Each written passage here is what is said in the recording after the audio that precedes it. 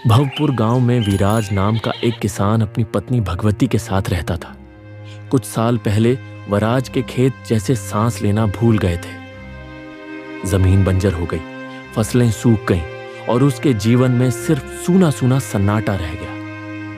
पैसों की तंगी ऐसी थी कि जो थोड़ी बहुत जमा पूंजी थी वह भी कर्ज चुकाने और पेट भरने में खत्म हो चुकी थी। अब विराज की जिंदगी एक ही ढर्रे पर चल रही थी। हर सुबह गांव की गलियों में काम की तलाश। जिस दिन काम मिल जाता उस दिन पेट भर कर खाना खा पाते, और जिस दिन काम नहीं मिलता दोनों पति पत्नी भूखे ही सो जाते। एक दिन गांव में एक नई कपड़ों की दुकान खुली। वराज ने सोचा शायद ये मौका हमारी जिंदगी बदल दे। वह दुकान पर गया और मालिक से बोला, मालिक, क्या मुझे यहाँ काम मिल सकता है? काम तो है, लेकिन सुन लो, तनख्वाह बहुत कम होगी। अभी अभी दुकान खोली है। कोई बात नहीं मालिक, मैं कम पैसों में भी काम कर लूंगा।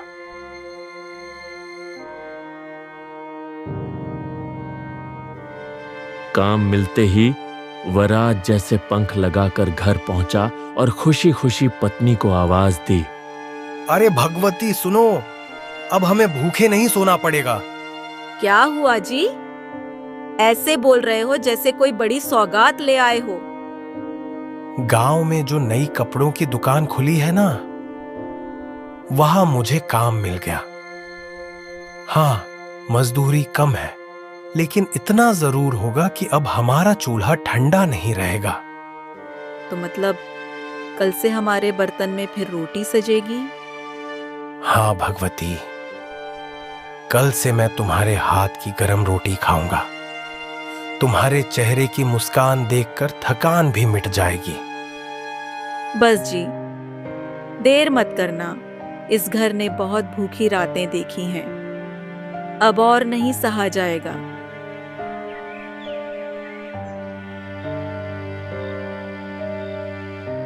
उस रात दोनों ने बस पानी पीकर ही नींद की गोद में जगह बनाई, लेकिन इस बार उस पानी में भूख से ज्यादा उम्मीद और आने वाले कल की मिठास घुल चुकी थी। कुछ दिन ऐसे ही बीत गए। हर सुबह सूरज निकलने से पहले ही विराज अपने पुराने फटे झोले में रोटी का टुकड़ा डालकर कपड़ों की दुकान पर पहुंच जाता। मालिक को उसका समय से आना, ईमानदारी से काम करना और किसी से उलझे बिना चुपचाप काम निपटाना बहुत पसंद आने लगा था। दुकान में और भी थोड़े पुराने लड़के काम करते थे, लेकिन मालिक का भरोसा सबसे ज्यादा विराज पर ही था। ये बात दुकान के 2 कर्मचारियों रत्न और बाबूलाल को बिल्कुल रास नहीं आ रही थी। देख रहा है तू, ये नया आया है और मालिक का चहेता बन गया। हम तो बरसों से यहां काम कर रहे हैं, फिर भी हमें इतनी इज्जत नहीं मिली। हाँ, और सुन, मालिक हर बड़े काम का जिम्मा उसी को दे रहा है। ऐसे चलेगा तो एक दिन हमें निकाल देगा और इसे आगे बैठा देगा। तो फिर हम भी देखते हैं इसका मालिक का भरोसा कैसे टूटता है। क्या करेगा तू? एक इल्जाम, ऐसा कि मालिक इसे दुकान से धक्के मार के निकाल दे। आज शाम जब दुकान बंद होगी, ये देखेगा कि इसकी किस्मत कैसे बदलती है। दोनों की आंखों में एक जैसी चालाकी और जलन की चमक थी। शाम को दुकान बंद होने का समय होता है। मालिक गल्ला गिन रहा था, तभी रतन हाँफते हुए अंदर आया। मालिक, मालिक, बड़ी मुसीबत हो गई। क्या हुआ? आपके गल्ले से नोटों का एक बंडल गायब है और हमें पक्का यकीन है कि यह काम वराज ने किया है। क्या? ये तुम लोग क्या कह रहे हो? मैंने तो गल्ले के पास हाथ तक नहीं लगाया। मालिक, हमें अपनी आंखों से देखा है ये गल्ले के पास था और उसके बाद पैसे गायब हो गए। हाँ मालिक, हमें तो पहले से शक था। नया नया आया है और अचानक इतना खुश रहने लगा है, जरूर चोरी का माल खा रहा है। भगवान के लिए मुझ पर झूठ मत बोलो। मैंने आज तक किसी का एक दाना तक नहीं चुराया। मालिक कठोर लहजे में। विराज, मेरे लिए ईमानदारी सबसे बड़ी चीज है। अगर तुमने चोरी नहीं की तो साबित करो। गरीब हूं मालिक, चोर नहीं। मेरे पास कुछ भी नहीं है। आप चाहें तो मेरा झोला, मेरी जेब सब तलाशी ले लीजिए। मालिक झोला चेक करता है और जैसे ही खोलता है अंदर से नोटों का बंडल निकल आता है। वराज अवाक खड़ा रह जाता है। ये मेरे झोले में कैसे आया? मैं कसम खाता हूं मालिक, मैंने ये नहीं रखा। मालिक अब तो साफ है, हमें तो पहले ही पता था। ऐसे लोग भरोसे के लायक नहीं होते। विराज, आज से तुम्हारा और इस दुकान का कोई रिश्ता नहीं। अभी निकल जाओ यहां से। मालिक, सच्चाई एक दिन सामने आएगी, लेकिन तब तक गरीब के सच को कोई नहीं सुनेगा। विराज दुकान से बाहर चला जाता है। पीछे खड़े रतन और बाबूलाल एक दूसरे को देखकर हल्के से मुस्कुरा देते हैं।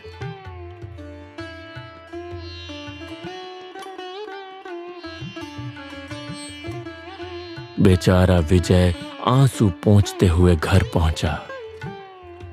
अब उसके पास कोई काम नहीं था। दिल पर बोझ, आंखों में आंसू और चेहरे पर हार की लकीरें साफ दिख रही थीं। उसकी हालत दिन ब दिन बिगड़ने लगी थी। विजय चुपचाप कोने में बैठा है। उसकी पत्नी सुमन चूल्हा बुझा रही है। विजय, खाना खा लो। सुबह से कुछ खाया भी नहीं है तुमने। सुमन, पेट से ज्यादा आज मेरा मन भूखा है। मेहनत करके भी अगर इंसान को चोर कहा जाए तो रोटी का एक निवाला भी गले से नहीं उतरता। मुझे पता है तुम निर्दोष हो, पर इस दुनिया में गरीब की सच्चाई कोई सुनना ही नहीं चाहता। मैंने तो सोचा था मेहनत से हमारी जिंदगी बदलेगी, लेकिन अब तो लगता है किस्मत ने भी मुंह मोड़ लिया है। दोनों कुछ देर चुप रहे।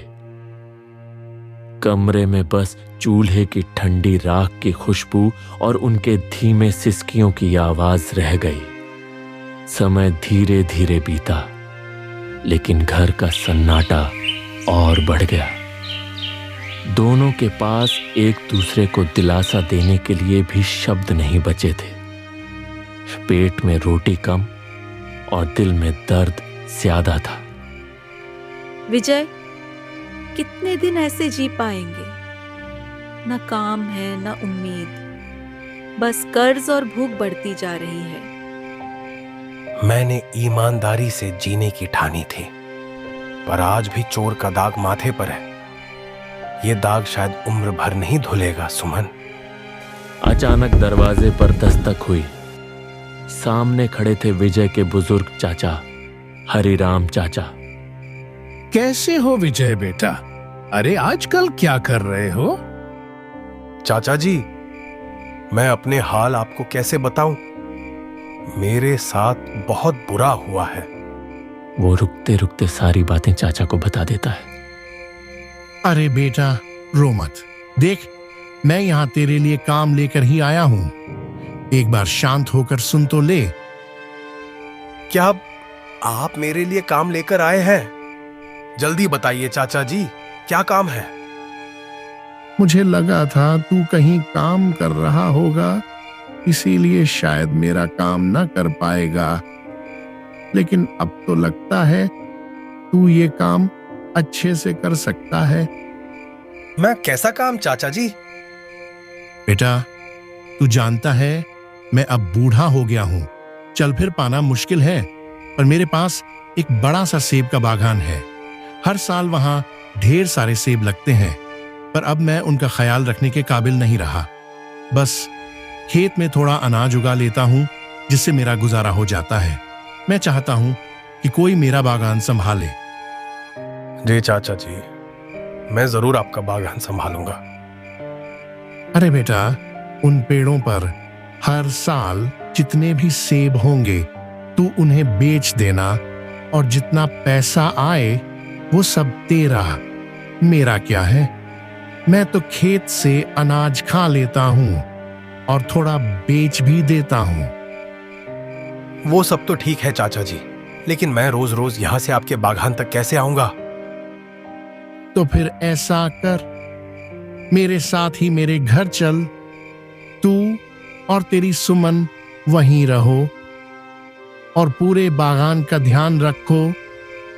विजय थोड़ी देर सोच में पड़ा, फिर आंखों में हल्की उम्मीद और दिल में कृतज्ञता के साथ बोला, चाचा जी, मैं आपकी हर बात मानता हूं।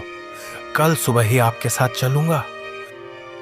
चाचा ने प्यार से उसके सिर पर हाथ रखा और उस रात बहुत दिनों बाद विजय को एक छोटी सी उम्मीद की रोशनी महसूस हुई।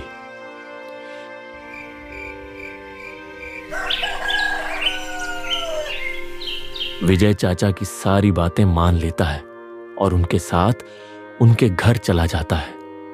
अगली सुबह विजय बागान में जाकर सारे सेब के पेड़ों को देखता है। पेड़ बेहद विशाल थे और उनमें छोटे छोटे लाल लाल सेब चमक रहे थे, जैसे पेड़ों ने आसमान से सूरज के छोटे टुकड़े तोड़कर सजा दिए हों। देख बेटा विजय, ये बागान मेरी जान है। सालों से मैंने इसे सींचा है, हर पेड़ को अपने बच्चे की तरह पाला है। चाचा जी, सच कहूं तो मैंने इतने सुंदर और हरे भरे पेड़ पहले कभी नहीं देखे। आप निश्चिंत रहिए, अब ये मेरी भी जिम्मेदारी है। बस यही चाहता हूं बेटा कि तू इनका ख्याल ऐसे रखे जैसे ये तेरे अपने हों। दोनों बागान में दिन भर काम करते हैं, पानी देना, टहनियां छांटना और गिरे हुए सेब इकट्ठा करना। शाम को वे थके हुए लेकिन संतुष्ट मन से घर लौटते हैं। घर पर भाग्यवती पहले से ही इंतजार कर रही थी। मिट्टी के चूल्हे पर उसने गर्मा गर्म रोटियां और आलू की सब्जी बनाई थी, साथ में मीठा गुड़ भी रखा था। लीजिए, आज इतने दिनों बाद हम सब साथ बैठकर पेट भरकर खाना खाएंगे। सच में कई दिनों बाद लगता है घर में खुशियों की खुशबू आई है। मुझे अच्छा लग रहा है कि तुम दोनों यहाँ हो। घर में रौनक आ गई है। तीनों साथ बैठकर हंसी मजाक करते हुए लेकिन मन में एक अजीब सी तसल्ली के साथ खाना खाते हैं। उस रात विजय को एहसास होता है कि मेहनत और अपनापन भूख से भी बड़ी जीत है।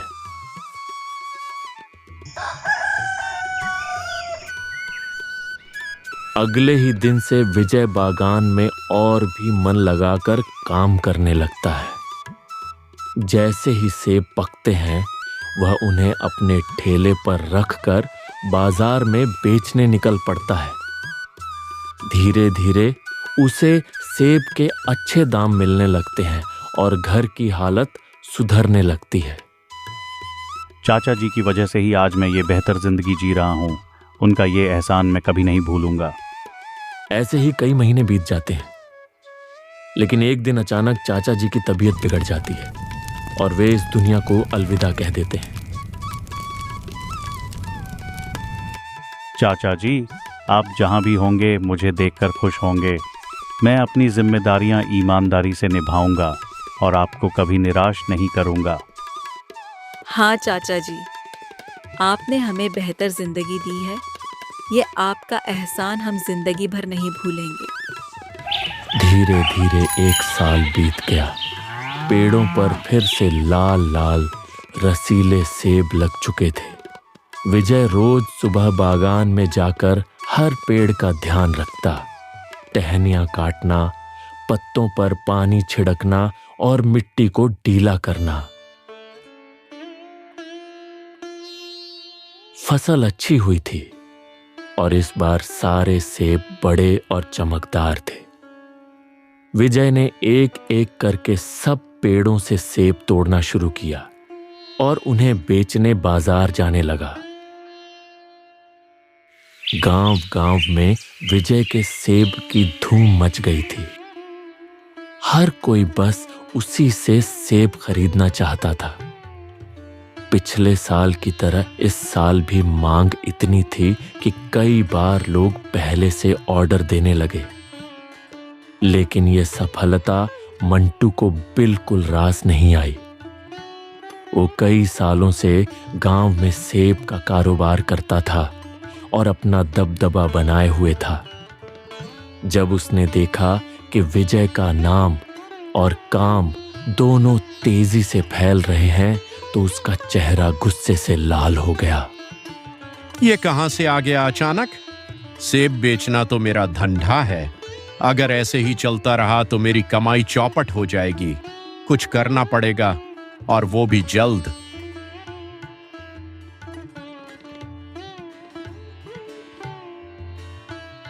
उस शाम विजय घर लौटा। भाग्यवती पहले से ही गर्मा गर्म खाना परोसकर इंतजार कर रही थी। आइए जी, आज बागान से थके हारे लौटे हैं, गरम रोटियां खाइए। भाग्यवती, आज चाचा जी बहुत याद आ रहे हैं। अगर वो न होते तो हम यहाँ तक कभी नहीं पहुँच पाते। उन्होंने मुझे सिर्फ बागान नहीं दिया, जीने का हौसला दिया। हाँ जी, सच कहते हैं आप। उन्होंने हमें भूखे पेट से मुस्कुराना सिखाया और मेहनत का असली मतलब भी। काश वो होते तो ये दिन देखकर खुश हो जाते। दोनों चुपचाप खाना खाते हैं, लेकिन उनके मन में चाचा जी की यादें गूंजती रहती हैं।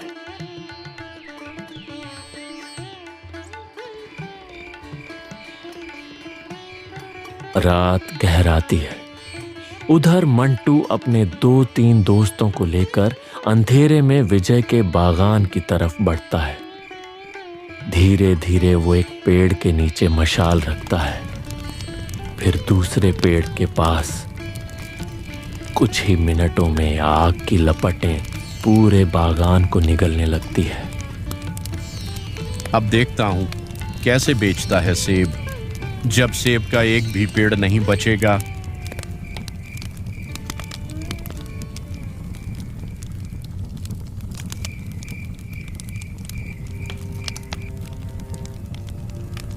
सुबह विजय बागान पहुंचा। उसके पैरों तले जमीन खिसक गई। पूरा बागान जल चुका था। हवा में धुएं की गंध और राख उड़ रही थी। हे भगवान, ये क्या हो गया? मैं अपने बागान की रखवाली भी नहीं कर पाया। वो पूरी कोशिश करता है आग बुझाने की, लेकिन तब तक देर हो चुकी थी। वो उदास मन से वो बाजार पहुंचा। वहां उसने देखा सारे लोग मंटू की दुकान से सेब खरीद रहे थे। मंटू की आंखों में अजीब सी खुशी थी। अब बेच ले सेब। जब पेड़ ही नहीं बचे तो तेरे पास क्या बचेगा? विजय चुपचाप घर लौट आया। आंगन में बैठा सर पकड़कर बस जमीन ताक रहा था। क्या हुआ जी, ऐसे चुप क्यों बैठे हैं? विजय ने टूटे हुए स्वर में पूरा किस्सा सुनाया। कैसे बागान में आग लगी, कैसे सब पेड़ जलकर राख हो गए। भाग्यवती, सब खत्म हो गया। चाचा जी का बागान, उनकी आखिरी निशानी, मैं नहीं बचा पाया। उन्होंने जो भरोसा किया था, मैं उसे निभा नहीं पाया। नहीं जी, ऐसे मत कहिए। चाचा जी ने हमें जो सिखाया है वो किसी आग से नहीं जल सकता। पेड़ फिर लगेंगे, बागान फिर खिलेगा और हमारी मेहनत पर कोई मंटू जैसे लोग कब्जा नहीं कर पाएंगे। विजय उसकी आंखों में देखता है। वो सिर्फ पत्नी नहीं, उसकी सबसे बड़ी ताकत है। लेकिन दिल में एक गहरी चोट रह जाती है। चलिए ना जी, आज बागान को देखकर आते हैं। देखेंगे कि आखिर कितना जल गया है। कोई फायदा नहीं वहां जाने का, सब जलकर राख हो चुका है। कोई बात नहीं, मैं भी देखना चाहती हूँ। आप चलिए मेरे साथ। थोड़ा अनमने मन से विजय तैयार हुआ और दोनों बागान की ओर चल पड़े। जब पहुंचे तो हर तरफ राख, जले हुए ठूंठ और सूनी जमीन थी। लेकिन तभी भाग्यवती की नजर एक चीज पर पड़ी। अरे ये देखिए, एक सेब तो अब भी बचा है। वो सेब उठाती है और एक और खा लेती है। खाते खाते कुछ बीज उसके हाथ से फिसलकर जमीन पर गिर जाते हैं। दोनों उदास मन से घर लौट आते हैं।